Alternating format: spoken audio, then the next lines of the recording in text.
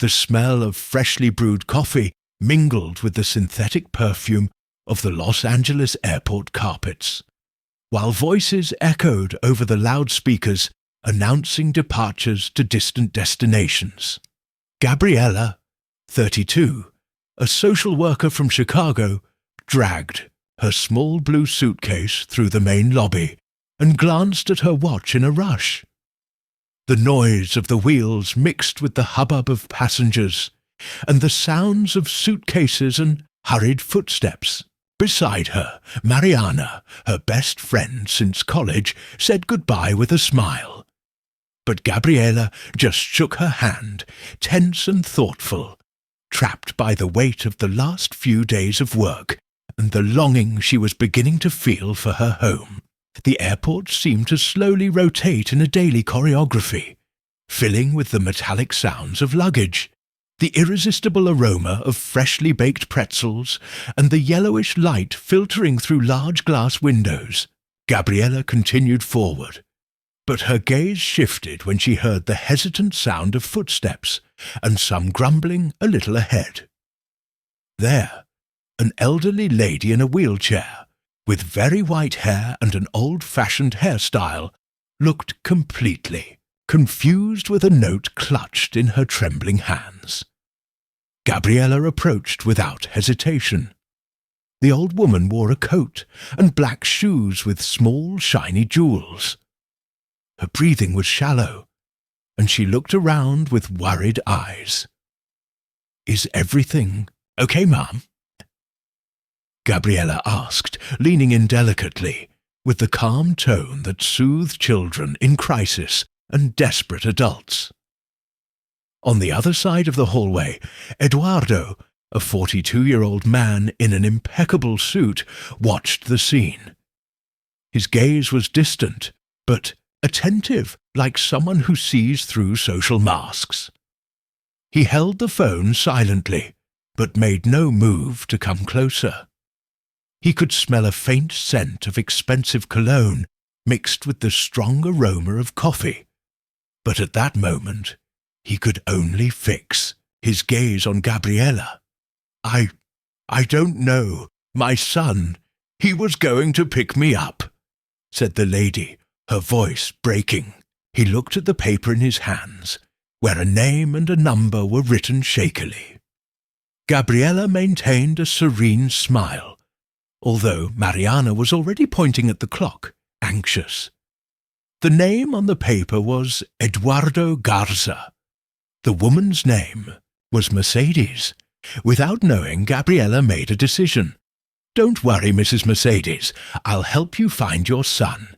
I won't leave you alone, I promise," she said with unexpected conviction, looking straight into the lady's teary eyes.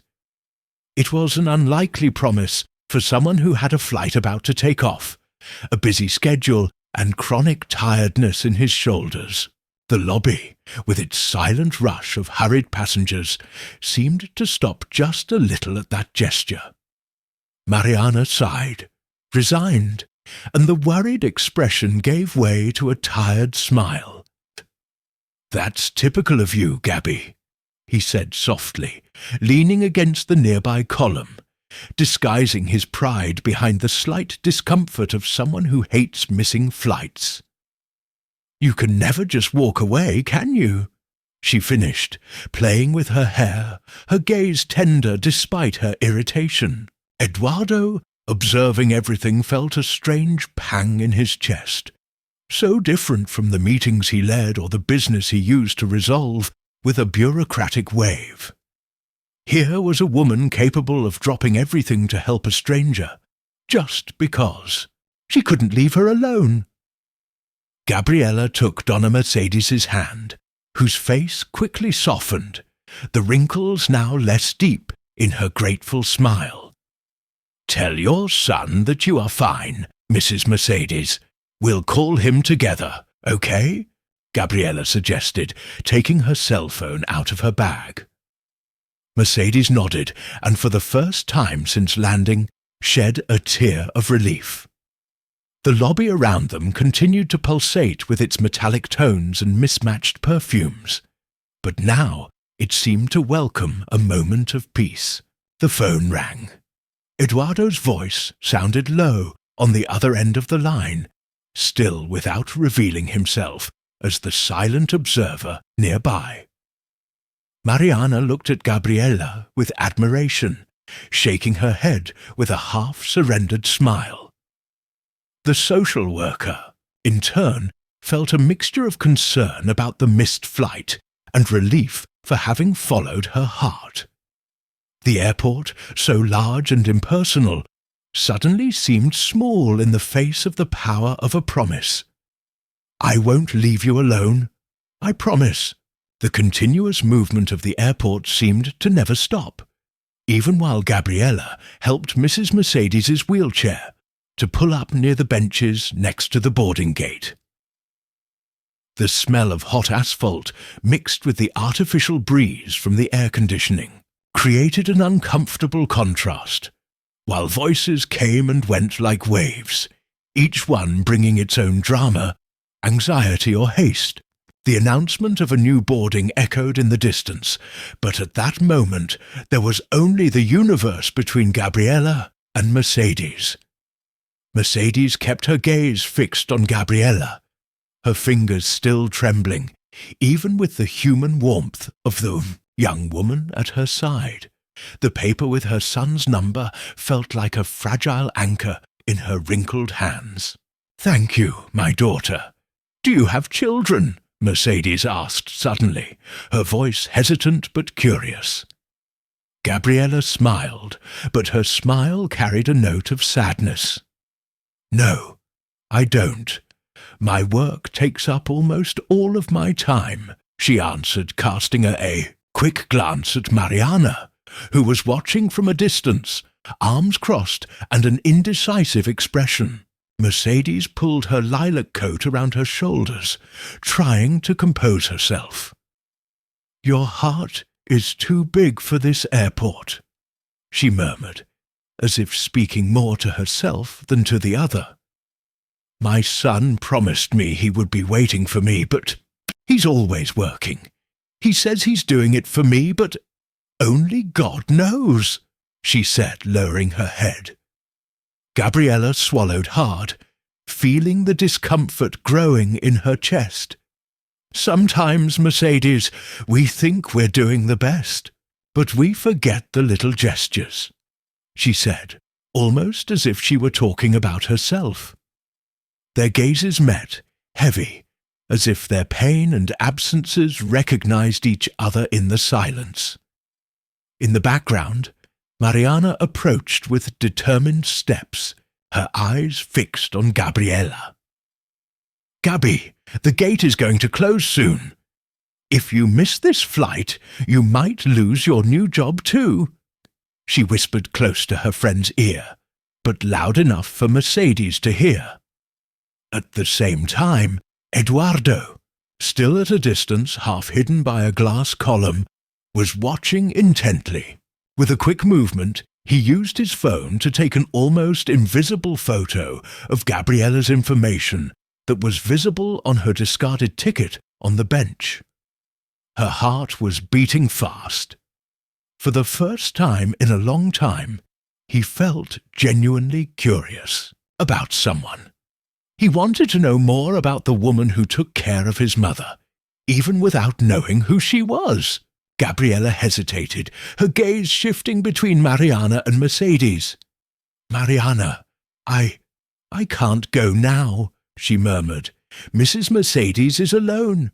What if her companion doesn't arrive? I can't let her." Mariana sighed, massaging her temples. "Girlfriend, you always do that. You always put everyone else before yourself. But look at you. Tired, exhausted. You deserve to take care of yourself too. What if it was someone else? You're not in Chicago, Gabi. No one here will save you if things go wrong." Mercedes, hearing that, squeezed Gabriela's arm lightly. "Honey, go. I know how to wait. My son has always done his best, even when he's far away. He was widowed when he was young. But he never went without bread on the table. Sometimes I just need to remind him that I'm not that fragile. Neither are you." Gabriella closed her eyes for a moment, breathing deeply in the cheap perfume Mercedes was wearing, trying to ignore the cold carpeted floor on her legs. "I promised I wouldn't leave you alone.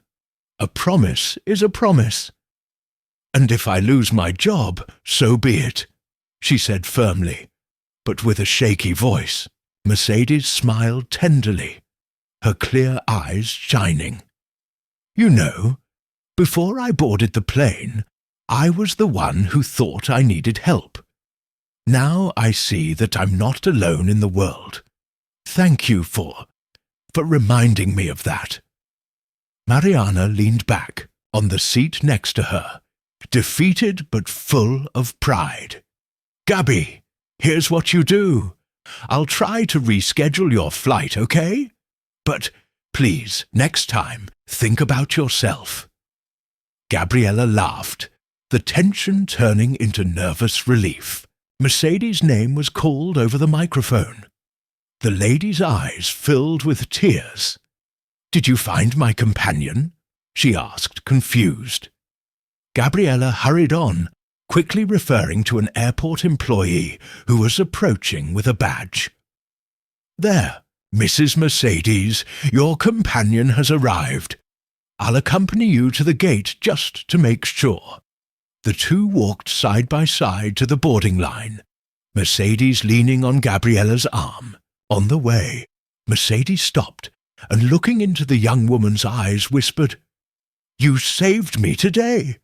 Promise me that someday you'll let someone save you too." Gabriella squeezed Mrs. Mercedes' hand, feeling the warmth and weight of her words. Her own doubts echoed loudly. But there, as she watched Mercedes board, she felt an imperceptible change. Perhaps it was time to someday take care of herself. Meanwhile, Eduardo picked up his phone and disappeared into the crowd, already planning a way to repay her, to understand who this woman was who had changed his morning with a simple gesture. Gabriella walked slowly back to Mariana, exhausted but strangely at peace, feeling that the decision she had made would change the course of her life from then on. The plane was gaining altitude, while Gabriella gazed at the nighttime landscape through the clouds. The cabin was dimly lit, with blue lights and the discreet murmurs of the other passengers. Finally, after the rush and the tears of farewell, she gave in to her tiredness, reclined her seat, and let her thoughts swirl in her head. On her lap was the worn-out fabric bag she always took on trips. As she reached for her headphones at the bottom of the bag, she felt the touch of an unexpectedly cold and hard object. It brought to light an old brooch with a gold finish and tiny cut stones arranged in the shape of a rose. Attached to the brooch was a folded note. When she opened it, she recognized Mercedes' handwriting. "For you, who see without asking, care without expecting anything. This flower has already brought me luck. May it help you remember, we are not alone. Gracias, Mercedes." Gabriella held the brooch carefully, turning it between her fingers. She remembered Mercedes's trembling hands, the promise she had made, and the old woman's final request, to promise that one day she would let someone take care of her. The weight of the object was not just metal or stones, it was history, trust, and it was also discomfort, because Gabriella didn't know if she deserved it. She ran her thumb over the small petals and felt a strange wave of warmth run through her palm, as if Mercedes herself were there, squeezing her hand. The noise of the flight attendants, the low conversation of the flight attendants, The soft smell of perfume mixed with the aroma of ready-made food. Everything seemed to recede and give way to a forgotten memory. She remembered a rainy morning in her childhood when her grandmother, tired of healing the world without ever daring to ask for help, taught her, "When you give, you receive. At some point, someone will also extend a hand." Gabriella took a deep breath. She didn't know if she believed that. Since adolescence, her hands had only known the gesture of care, of the offered hug, of the friendly word. But receiving something, accepting attention, had always been strange to her. She stared at the brooch as she watched the world grow dark outside the window, hoping she wasn't getting too attached to a sign. Deep down, the desire to believe in reciprocity weighed as much as the doubt of deserving it.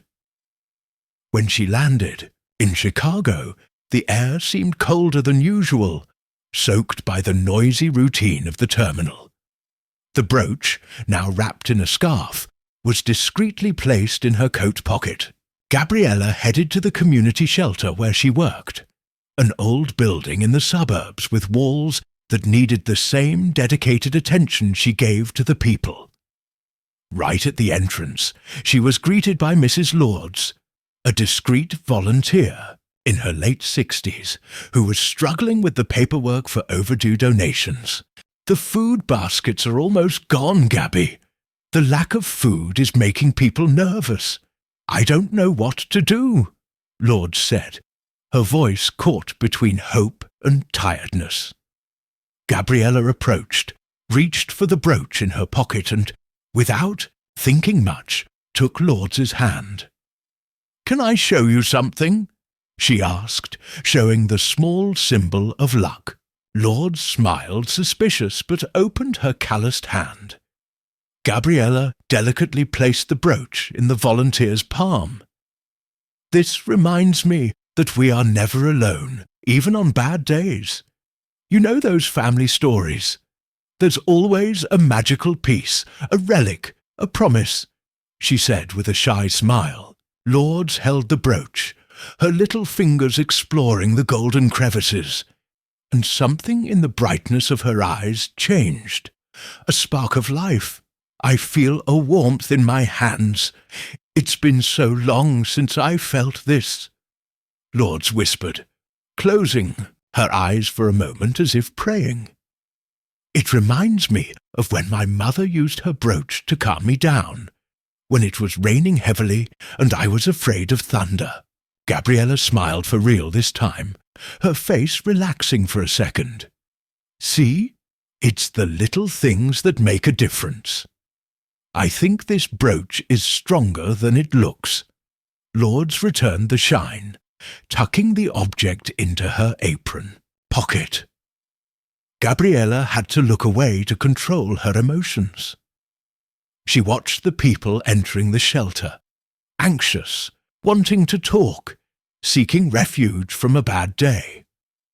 The problems were still as big as before: bills, hunger, doubts, difficult decisions. But there was some new courage hovering in that fragile moment. As the smell of soup invaded the hallway and the reception bell rang, Lords found new strength to carry on, and Gabriella, for the first time, asked herself, was it really necessary to carry the world alone? What if, just this once, accepting help from others was the first step to saving herself? The community centre was busier than usual that afternoon. Lords shuffled papers as she guided the volunteers. The sound of pots and pans mixed with children's laughter and anxious conversations. Gabriella felt the atmosphere change, as if the old walls were pulsing with a new energy, anticipation and fear at the same time. The announcement of an important sponsor for the shelter, which had arrived at the last minute, had already changed everyone's routine. Lords whispered to Gabriella in the small office, "They said he's Mexican, young for someone with so much money, very polite, and he seems a little nervous, do you think?" Gabriella smiled absently. Soon the door opened. Eduardo entered dressed in sober clothes, his gaze serious and attentive. Lords officially introduced him to the group, explaining about the new sponsorship. He thanked her calmly and made a point of talking to each employee individually. When it was Gabriella's turn, she felt an uncomfortable, strange recognition in the exchange of glances, as if he knew more about her than he should. Even so, the conversation was polite, even too careful. A few hours later, between comings and goings, Gabriella was reviewing documents from the new sponsor in the back room, trying to distract herself. Her gaze was drawn to an envelope, half hidden among contracts and printed proposals. When she opened it, she came across a photo taken at the Los Angeles airport. There she was, kneeling next to Mercedes, supporting the lady, while Mariana gestured in the background. The scene was the same one she had experienced days ago, immortalized from the perspective of someone observing from a distance. Underneath the photo, written in firm letters, was a note. "People like this change destinies. Don't forget, E." Shock ran through Gabriella's body. Memories began to flood her mind.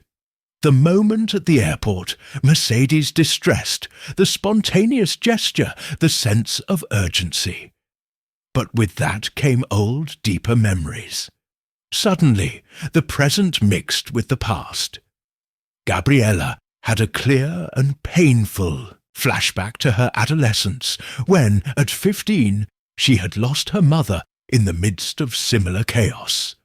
A crowded train station. She had to rush to a hospital after an accident, and no one was willing to truly help. Her youthful despair had been stifled by the neglect. No one had reached out to her. No one had listened to her. This trauma had defined the course of her life. She chose to give of herself, stopped expecting care from others, built walls where she needed bridges. Gabriella held the photo tightly, her heart heavy. She looked at the sign signed E. The connection with Eduardo was clear. He had witnessed her gesture with Mercedes, had known who she was from the beginning. Had he sought to help her out, of gratitude, out of remorse, out of a desire to give back? Or was it just calculated charity, driven by guilt and not by true affection? She took a deep breath and left with determination. She found Eduardo watching the movement from a window near the cafeteria. The late afternoon cast golden tones on his dark hair. Gabriella approached, without beating around the bush. "Did you know it was you?" The words came out softly, but full of emotion. She held up the photo. "Why didn't you tell the truth from the beginning?" Eduardo hesitated before answering, his gaze fixed on some point beyond her, as if searching for courage in distant memories. "I thought that if I told you, you would think it was some kind of favor, a payment," he said. "I didn't want you to suspect my intentions.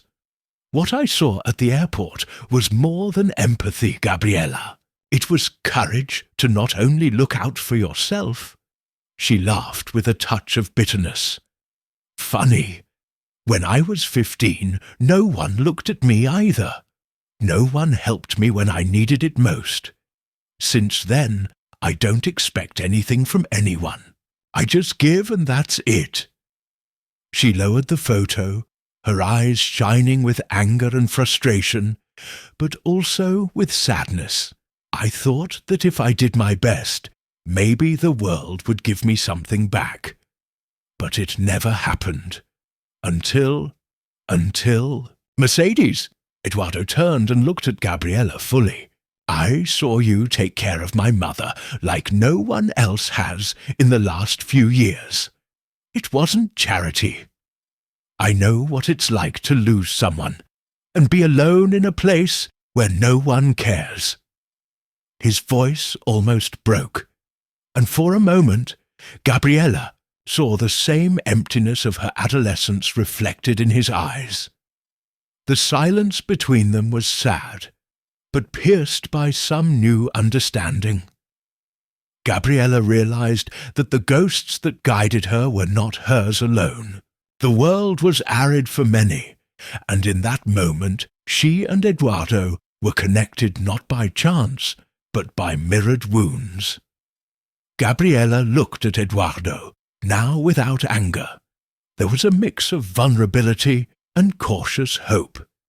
Maybe, she thought, the time had come to believe that someone could, indeed, be different. The community centre pulsed with extra tension that week. After the announcement that Eduardo would become the new sponsor, practical changes began to appear. Supplies were sent, support for repairing the roof, a schedule of workshops for the beneficiaries. It wasn't long before the local authorities, aware of the movement, expressed distrust. The director of the Department of Social Welfare, Mrs. Martinez, stepped in. Known for her rigour and uncompromising stance, she visited the centre on a grey morning, inspecting every corner with a critical eye.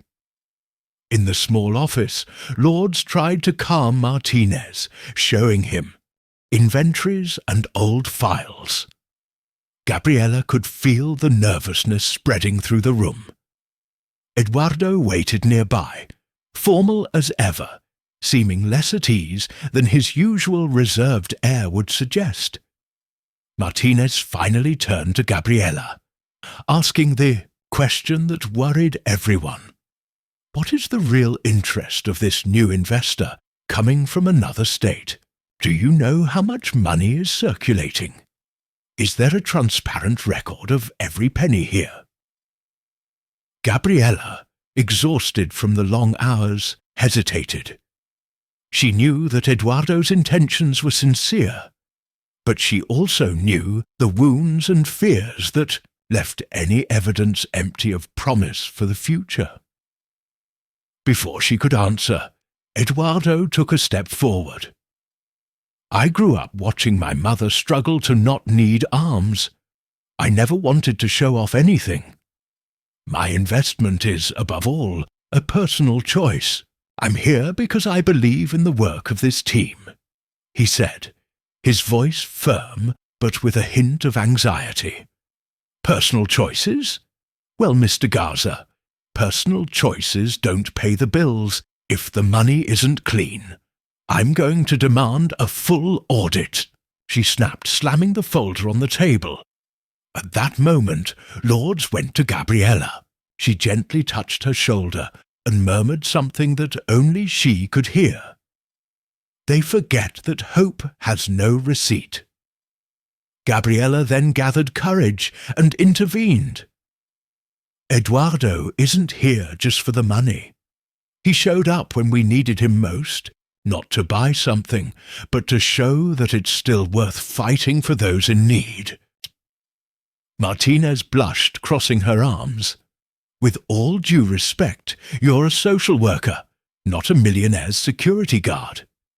Do you have any idea how many NGOs have closed in Chicago due to unclear relationships?" Gabriella felt the pressure increase. Martinez's words echoing with echoes of the past. The distrust always ready to swallow any glimmer of new hope. She glanced at Eduardo, who seemed to be struggling internally between a genuine desire to help and the fear of his business past becoming the target of criticism. Across the room, Lourdes once again broke the silence with simplicity. "This isn't about money. It's about hope." Martinez shook her head, displeased, but felt the impact of the sentence. She took the documents and left, leaving everyone tense. Outside, Gabriella walked to the courtyard, feeling the weight of the conflict burning in her chest. Eduardo followed her. The Chicago sky was cloudy. The trees were losing dry leaves, symbols of everything that could wither there. "I'm sorry if I caused trouble," Eduardo said. "I never wanted all this confusion to fall on you." Gabriella hesitated. She could back off now, push Eduardo away for the good of the center, keep things safe.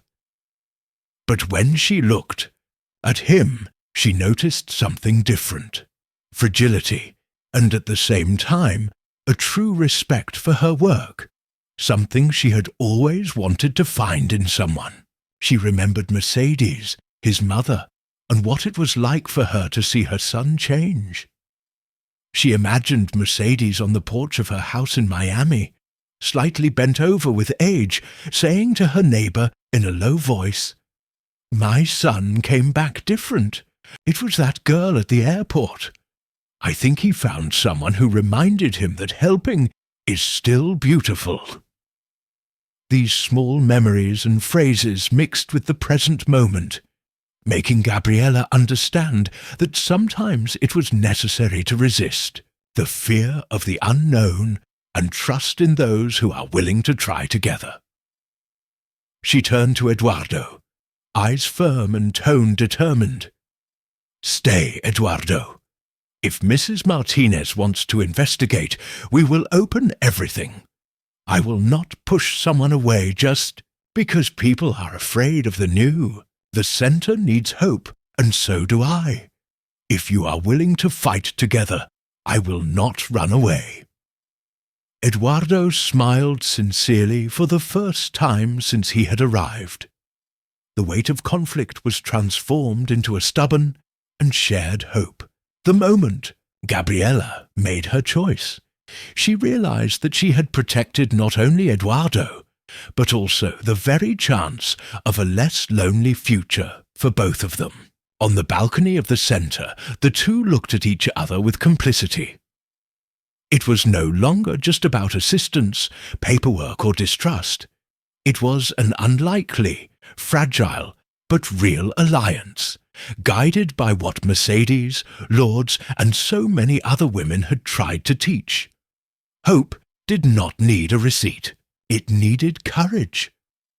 The community festival was always the height of the season in Chicago. Food tables lined up full of traditional dishes, children ran between flags, and volunteers handed out candy, while local bands took turns on the improvised stage. Even under the cover of the cloudy sky and the cold autumn wind, the attendees laughed loudly, grabbing any human warmth available. Gabriella and Eduardo were side by side throughout the event, working between the tents and helping with the organization. Since the crisis with Mrs. Martinez, the two have grown closer, sharing reflections in complicit silences and exchanging glances loaded with meaning. As night fell, excited by the joy of the festival and overcoming the last challenges, they got lost in the colorful crowd. Between one call for help and another, they found themselves under the flickering lights of the main tent. A moment of suspension. Someone began to sing a moving version of a Mexican song, the music floating through the air. Gabriella felt a lump in her throat. Eduardo hesitantly took her hand without ceremony or promises. The simple gesture broke the whirlwind of worries. She allowed herself, for the first time in a long time, to just be there, vulnerable. The words disappeared, and then it happened. The kiss, subtle and intense, sealing not only the moment, but all the uncertainties they carried. They pulled away, surprised by themselves and by the world that seemed, for a brief second, to welcome the improbable. But reality soon hit. Amidst the festive atmosphere, Lourdes appeared in a hurry, out of breath, with her cell phone trembling in her hands. "Gabriella, I need to talk to you, now." The confusion in the background seemed to grow, voices rising as a rumour spread. Someone had reported the community centre to the city hall, questioning the legality of the funds and forcing a new, urgent inspection. Rumours that the centre might be closed spread within minutes, stirring up panic and indignation among everyone present. Gabriella felt the ground crack beneath her feet. If the previous investigation had already been exhaustive, this time the attack was coordinated, amplified by the suspicions planted over the last few weeks. She quickly found herself surrounded by terrified employees, desperate mothers, frightened children. Lourdes tried in vain to calm the group. Eduardo watched, silent, his face screwed up with guilt. It didn't take long for him to explode. "This is only happening because of me. If I hadn't put money here, if my story hadn't been public, no one would have anything to suspect. They want us to give up. I should never have come." Gabriella caught that old voice of fear between the lines. The idea that every change brings pain, that every hope comes up against envy, fatigue, the rigidity of those who don't want to see anything different flourish. It was as if all her efforts were about to collapse. She looked for Lara with her eyes, searching for some ray of hope. She remembered in a quick thought how she had grown up needing to prove herself. The loneliness of someone who always depended on herself and now felt the weight of so many other lives on her shoulders. Eduardo held his head between his hands, his broad fingers pressing against his scalp. "It's my fault. I tried to convince everyone that it was safe to bet on me, but I ended up exposing the shelter. Not even my mother will understand all this. Maybe I should have left everything as it was." Gabriella clung to each word, feeling the pain in her chest reverberate in his voice.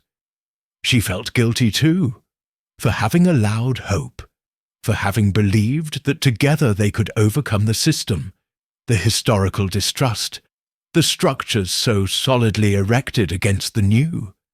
The kiss from a few minutes ago seemed like a distant dream, threatened by the force of the old storms.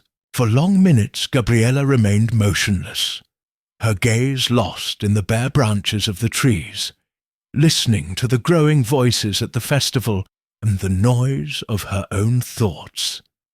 It would have been easier to give up, to retreat, to protect herself, to let the center become invisible again, to pretend that danger never touches those who remain in the shadows. But she remembered Mercedes, the lady's simple gratitude, the look of hope that so many mothers and children had entrusted to her every week. She remembered the brooch at the bottom of her bag, the last time she had almost given in to discouragement and had been saved by a simple gesture of kindness. Eduardo finally murmured, "Gabriella, if you want, I can disappear. Take care of things from afar. Take my name off. I just apologize. I didn't mean to." Gabriella interrupted him, taking a deep breath, her voice trembling and resolute. "No, that's not how we win. If we hide every time the storm comes, nothing will ever change here. I won't abandon what we've built, Eduardo. If necessary, I'll start from scratch. But I won't give up. If you're with me, we'll face it together."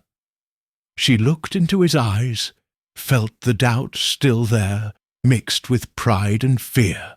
Even so, Eduardo just nodded silently, his eyes brimming with tears, thanking her without words for not being left alone again.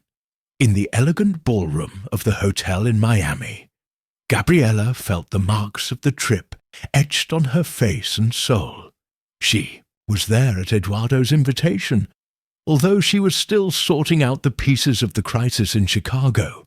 The charity event attracted politicians, businessmen, Latin artists, and many unfamiliar faces, all under the softness of the golden lights and the intoxicating scent of jasmine. She didn't like that environment, so far from the colors and sounds of the community center, but she decided to honor the invitation. She needed to see Mercedes, to thank her properly for the gesture that had renewed her hope months ago. Gabriella walked nervously between richly decorated tables, lost in her own thoughts. Lords, now more confident, also participated, serving as a bridge between the two worlds. Eduardo, elegant in a dark suit, greeted important guests but never took his eyes off Gabriella. He was also withdrawn, struggling between the desire to protect her and the fear of hurting her even more by exposing the coincidences and secrets between them. Shortly before dinner, Mercedes appeared at Eduardo's side. She was wearing a simple blue dress, her hair tied up delicately, and her face lit up with the smile of someone who has found something lost. When she saw Gabriella, she hesitated as if she couldn't believe it. For a second, the two women simply looked at each other, the memory of the airport like a silent bridge crossing cultures, time, and distance. "You?" Mercedes began, her voice breaking. "It was you. Back in Los Angeles, the girl with the brooch." Gabriella felt small in the face of recognition, and her emotions came flooding back. Around her, the murmur of onlookers grew louder. Lord squeezed Gabriella's hand discreetly, encouraging her to continue. Eduardo, noticing the commotion, approached her. His expression was one of concern mixed with admiration. For the first time, he felt completely vulnerable. He had never told Gabriella that the kind woman she had helped was his mother. He was afraid of sounding manipulative or ungrateful. But now that the truth was out in the open, there was no way to hide it. Mercedes took a small velvet box out of her purse. Inside lay the old brooch, the one Gabriella would return to Chicago. Next to the object was a brief, handwritten letter of thanks in Spanish. Lourdes observed everything, feeling in the object the weight of the silent transformation that had taken place in that unlikely trio. Mercedes handed the brooch with the letter to Gabriella. "You kept it safe, and today we keep hope together. Gracias." The brooch became the symbol of that reunion, but also of everything that had changed since the airport. The need for help, the courage to receive care, and the strength to protect those in need, even when we don't know their name. Gabriella held the brooch between her fingers, looking at Eduardo with teary eyes. All the hurt over his omission came flooding back, mixed with the realization that by hiding that connection, he was also trying to protect her. It wasn't a simple choice, nor was it made out of vanity. It was fear, pure and simple, fear of losing once again. The commotion caught the attention of a group of funders. Mrs. Martinez, who had traveled to the event as an independent observer, also approached, skeptical but attentive. She saw something sincere among those people, something different from the cold routine of reports and audits. At that moment, someone announced a threat on stage. A new state law on non-profit funding would temporarily suspend grants, potentially closing downtown Chicago and many others. Panic ensued. Gabriella exchanged a look with Eduardo, the urgency skyrocketing. Regardless of their differences, they needed to act together. "We didn't come here to sit around with our arms crossed," Gabriella murmured, more to herself than to the others, but Eduardo heard. Leaving her pride and resentment aside, Gabriella handed the brooch to Mercedes, then to Lourdes and Mrs. "This place, all of this, only exists because we trust each other even when everything seems impossible. I wasn't the one who saved anyone. It was hope passed from hand to hand. We cannot accept the end. Let's act together. Seek support, mobilize those who matter. We will not be silenced." Edward nodded, stepping closer, his hands shaking with shock, but determined. "United, we are stronger. We won't let Chicago shut up." Lourdes smiled nervously. Mercedes discreetly wiped her tears. Mrs. Martinez, for once, did not argue. The brooch, passed from hand to hand, became that unlikely link, a symbol of silent but powerful transformation, marked by the reunion of the three women and crystallized in the joint decision. Gabriella, looking at Eduardo with conviction, said, "Today, together, no one is left behind." Edward smiled in agreement, both of them holding hands on the table, while the entire room, for a moment, felt part of a collective promise. A few months have passed since the night of the charity event in Miami. Chicago's community center held out, but under constant threat. News of budget cuts and investigations was pressing daily. Gabriella was still exhausted, sustained by small daily gestures that built hope. A basic food basket delivered, a hug from a child, a smile from Lourdes after a difficult day. On a rainy afternoon, between reports and phone calls, a letter arrived at the center. He was coming from Miami with Mercedes' delicate handwriting. Lourdes handed the envelope to Gabriella, anxious to see the contents. Inside, a thin, yellowed paper and the old brooch, now shiny after a careful polishing. Mercedes began with a confession. The brooch was not just an old trinket, it was part of her family history, passed down through generations as a silent sign of courage, only passed on when someone showed genuine compassion in a moment of helplessness. Mercedes recounted how, decades earlier, her mother had brought this brooch from Mexico to the United States, wearing it as a sign of hope for a new beginning in life. And now, by handing the object over to Gabriella, Mercedes recognized her as the custodian of a legacy of empathy, someone capable of restoring lost faith in humanity. "When you receive this letter," Mercedes concluded, "know that the value of the brooch lies in how it inspires courage in others. Protect it, not for its old gold, but for its meaning." Gabriella felt the tears fall, washing away the dust of resentment. It was more than she could bear alone. Just then, the phone rang. On the other end of the line, Mrs. Martinez, voice sharp, impatient. "Gabriella, we need to talk. Tomorrow, in Miami. The future of the center depends on it." Gabriella didn't sleep that night, rereading the letter, weighing every word and every doubt. The next morning, she landed in Miami, the brooch and letter safely tucked away in her purse. In the grand hall of the Colonial Hotel, everything was simulated tension and luxury. At the entrance, he found Eduardo. The reunion was silent, both fearful of the uncertainties, but a quick smile dispelled some of the ice. Mercedes, despite her fragility, was waiting for them, her eyes alive and full of something intimate, almost secret.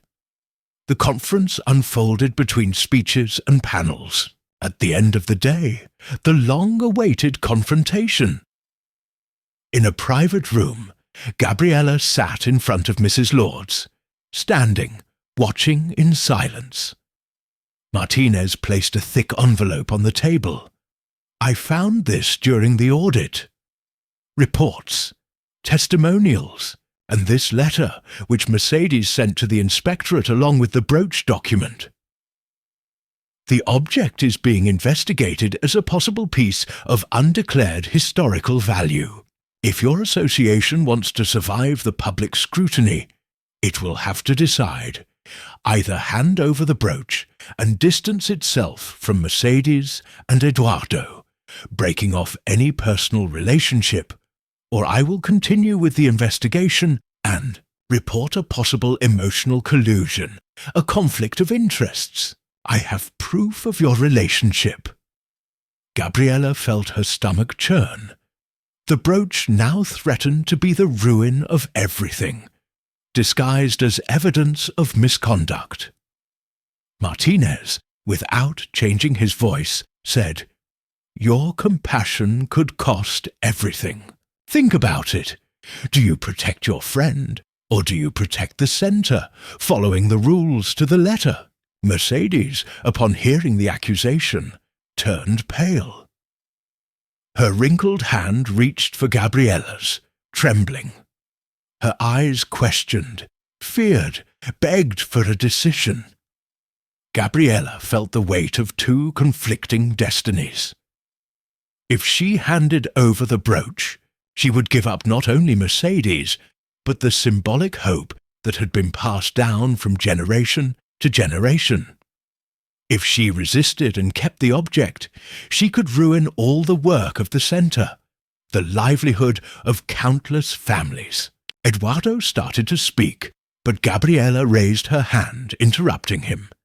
Sometimes, she thought, being too correct is just a way of not truly committing. She looked at Martinez, feeling something new, stronger grow. Indignation. I will not accept being blackmailed for what is most honest in me, Mrs. Martinez. The brooch is not a bargaining chip. It is a symbol of hope, of a real story that you ignore while pointing out cold laws. If I have to be alone to protect those I love, so be it. But I will not iron out false reports, nor will I stray from what I believe in. The center exists because of people like Mercedes and what this brooch represents. I will not negotiate our faith in the future. Lords gasped, surprised by the impetuous tone. Eduardo lightly touched Gabriella's shoulder, supporting her. For a long moment, Martinez just stared at her, surprised by her strength, perhaps respecting her courage despite herself. Mercedes finally cried softly, "My daughter!"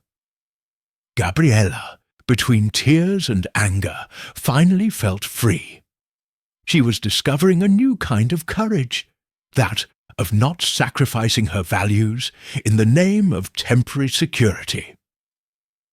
From that moment on, the fate of the center and the bonds they had created would be unpredictable, but Gabriella knew. The pin was safe for today, and hope remained in hands willing to fight until the end. It was a crystal-clear night in New York, the sky clear with the promise of stars, and the streets vibrating with a brisk cold. The Lincoln Center Hall pulsated with the buzz of the Humanitarian Awards ceremony, an imposing event filled with personalities of all backgrounds, in evening gowns and spotlights scattered among marble columns. For Gabriella, it was an almost unreal space, far from the dust and noise of the Chicago Community Center. But there she was, wearing a simple navy blue dress and her hair tied up in an unpretentious way under the watchful eyes. Lords watched, beaming with pride, and Mercedes, who had come especially from Miami, waited on one of the benches near the stage. Eduardo sat apart among supporters and activists.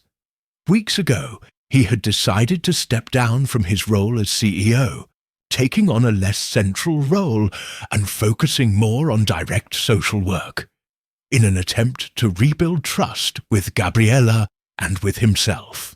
The gesture had caused rumors to circulate, but it had silenced doubts. It was genuine proof of dedication without narcissism. When the main award was announced, the international recognition for community service, Gabriela was still nervously fiddling with the old pin pinned to her chest. She had not heard about the nomination, surprised by the name read out loud, and received a standing ovation from the audience. It was an act of late and unexpected justice, and amidst the muffled sound of applause, he noticed the tears streaming shamelessly down his face. He walked onto the stage, feeling each step as if he were a child, memories of his mother and the helpless weighing on his shoulders. The stage was grand. Wine-coloured velvet curtains, golden spotlights, rows of blue-lined benches and white, flowers adorning the sides. The microphone in front of her seemed almost threatening, but Gabriela took a deep breath. Before she could speak, she was surprised to see Mercedes, that small lady, now a symbol of so much, walking slowly to the centre of the stage, holding something in her hands. Moved, Gabriela went down a step, finding Mercedes at the meeting, point between one world and another. "We have walked together, my dear," Mercedes said, her voice trembling.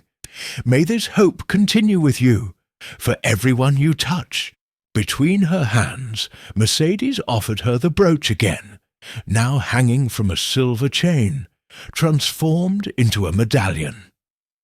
It was the same object that had been passed down from generation to generation. The piece seemed brighter and more meaningful under the stage lights, a symbol of courage for those who choose not to remain silent in the face of pain, but also of rebirth and restored confidence. The moment Gabriela received the medallion, the emotions that had been repressed for months, perhaps years, came to the surface. Through abundant tears, she hugged Mercedes tightly, feeling the woman's fragile arms wrap around her body in an almost redemptive tenderness. From the stage, Eduardo watched with teary eyes, smiling for the first time without weight or doubt. He knew she deserved it very much, and accepted having been on the sidelines to see her get there on her own merits. Lourdes discreetly wiped away a tear, while photographers' flashes immortalized that meeting of time's pain and new beginnings. The applause exploded, but Gabriela only heard the sound of her own crying. Gasping for air, she brought the medallion to her face, wiped away her tears, and raised her voice in front of the hundreds of people present. "We are made of bonds, not walls. My redemption came when I decided not to give up, not to look away from the other's pain, even when I was exhausted and full of fear. This symbol—" She raised the medallion, her eyes shining and her smile wide through her tears. "Is not just mine. It belongs to everyone who offered and accepted care when it was easier to close themselves off. Today I am crossing over, and I invite everyone to cross over too." The feeling inside the hall was one of liberation, as if each story there was exploding in recognition. The star-studded event, for a moment, lost its veneer of influence and richness. It dispersed in a wave of common humanity, in the silent fraternity between hands that hold each other. Mercedes shook Gabriela's hand. Lourdes hugged her from the other side, and Eduardo finally also went up, hugging them both. For a moment, the four of them became the center of an invisible plot. The story of the brooch, of courage, of reunion and forgiveness, all materialized in that medallion, shining under the light of New York. Gabriella, still crying, whispered with a choked voice, "No one wins alone. This is the path to starting over." And as the audience rose to their feet in applause, she knew that the legacy of hope, the true victory, was finally protected in trustworthy hands. The following fall, Chicago looked different. Fresh gusts cut through the sky, but the sunlight filled the streets, reflecting off the golden and reddish trees, giving the world a softness rare after past storms. It was a Sunday morning when Gabriella and Eduardo walked down the hallway of O'Hare Airport. Their suitcases rolled by their side. Lourdes followed a little behind, adjusting the blue scarf around her neck and smiling at the couple, as if watching an expected outcome. Gabriella, now officially married to Eduardo, wore the medallion hanging from her chest, the old Mercedes brooch, transformed into a daily heirloom and a living promise. They had celebrated their union at the community center itself, amid donated flowers, music by volunteers, and familiar arms. The party marked by the generous simplicity of those who understand that the ordinary is the true miracle. Lourdes became godmother without opposition, participating in the couple's life as if they were chosen family, bringing the necessary lightness to the uncertain days. After turbulence and changes, the center was now flourishing. The shelves were full, workshops were constant, Mercedes visited from time to time, an informal matriarch with the eyes of someone who knows all the secrets of time. Gabriella and Eduardo chose to keep their work close to their roots, avoiding stardom and refusing offers from large institutions, preferring to impact a few lives at a time, each week. It was as if they knew that the secret to transformation lies more in caring for the invisible than in accumulating noisy support. In that hurried airport, Gabriella saw a young woman carrying a little girl leaning on her shoulder, her gaze divided between the boarding panel and the little girl who, half asleep, was clutching a worn teddy bear. The gesture, the tiredness, the expression of doubt, everything reminded her of Mercedes years ago. Gabriella felt her heart warm and approached. "Do you need help?" asked João, the teddy bear gently, almost falling from the girl's hands. Yes, please," answered the mother, surprised by the approach. "My flight was rescheduled. I can't find the right gate." Gabriella pointed to the signs, offered water, and insisted on following mother and daughter, without rushing, as if she recognized the value of the time granted. Eduardo smiled sideways, admiring the familiarity of that scene. Lourdes handed her a wrapped snack. The girl took it and smiled shyly. As they walked together, Gabriella felt the weight of the medallion on her chest. It was as if the brooch warmed her skin, pulsating, a small flame that reminded her of all the hands held in the past. On the way to the boarding gate, Lourdes whispered to Eduardo, "Every time she helps someone like that, it feels like we're sealing a new pact with life, don't you think?" Eduardo nodded, watching Gabriella kneel down to talk to the girl, her eyes shining. She makes it seem like hope is a habit, not an exception. When they left mother and daughter at the gate, the woman, now emotional, thanked them several times. Gabriella walked back down the hallway, leaving the memories of that first meeting with Mercedes hanging in the air, like a thread of time woven between generations. Lourdes held Gabriella's hand, whispering, "That's how it all began, remember." "And that's how it continues," Gabriella replied, returning the smile. They left the airport, ready to resume their routine once again. On the way back through the city, they passed familiar neighborhoods, colorful murals celebrating diversity, and small signs on the doors of houses denouncing anonymous solidarity. "Here's hot soup every Wednesday. If you need it, come in." The community center, when they arrived, was bustling with people. Mercedes was waiting for them at the door, knitting for her grandchildren, and stood up to hug them. The medallion shone briefly in the sun, reflecting a distant but present memory, the resilience of those who know how to survive by changing together. In the living room, among boxes of donations and papers of children's activities, Gabriella climbed a small ladder and hung a photograph on the wall, the famous brooch on the palm of her hand, flanked by hands of different skin tones. It was, her gesture, her formalized symbol, shared hope made official not with ceremony but with daily example. Lourdes organized volunteers. Eduardo taught English to new mothers. Mercedes read poetry to a group of children. Gabriella stood in the hallway, observing everything, the medallion weighing on her chest like an extra heart, and felt, for the first time in a long time, that they were all at home, at the center of an invisible and indestructible chain.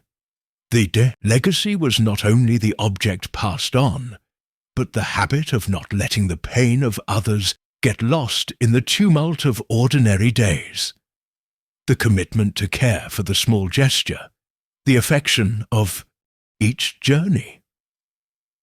As the afternoon fell and laughter echoed through the reborn community center, Gabriella closed her eyes, smiled and murmured softly, "Small acts of kindness change lives. They are the ones who sow destiny and reveal true love." If this story was special to you, then leave your like, subscribe to our channel, and activate the notification bell. By doing this, you will always be up to date with all the news on the channel. Don't forget to share this video with your friends.